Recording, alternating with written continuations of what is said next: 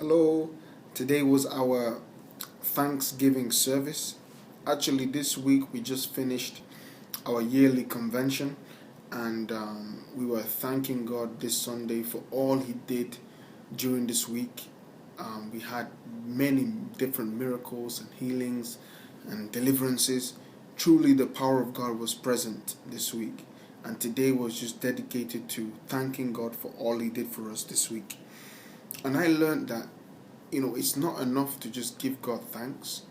We have to give God thanks on time.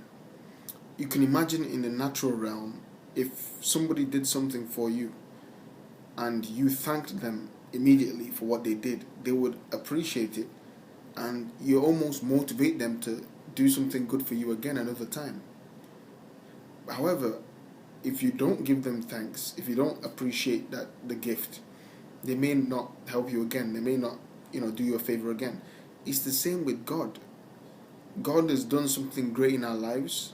He's done something powerful. He's been with us, and He's the invincible hand behind the visible happenings in our lives.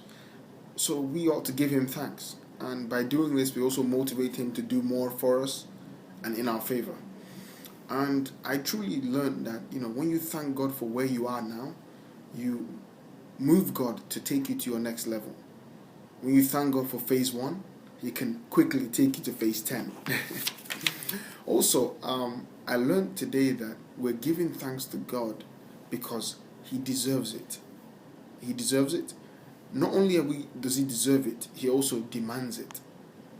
It says in the book of Malachi that, we ought to lay it in our heart to give God thanks, or else those blessings could actually end up turning into curses. So it's very important that we thank God.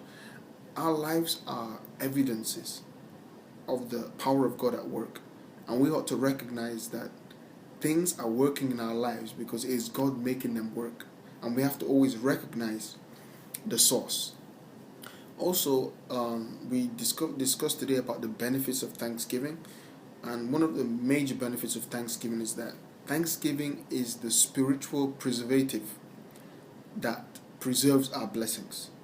When you thank God for what you are now and what He's done for you now, you secure that blessing, and it's almost like an application for more.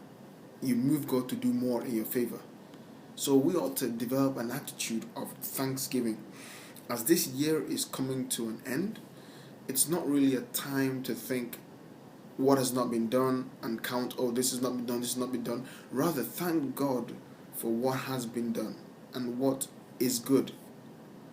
Interestingly, if you don't have anything else to thank God for, you are alive. Some people started this year, but they're not here today. So we at least have life. We have breath in us. And because we have breath in us, there's hope for us. So this week, let us just find reason to celebrate, smile and be happy, and just praise God. It's a great season. Christmas is coming up, and I'm sure that this year, there's still more for you this year. So don't give up. God is on your side. God bless you.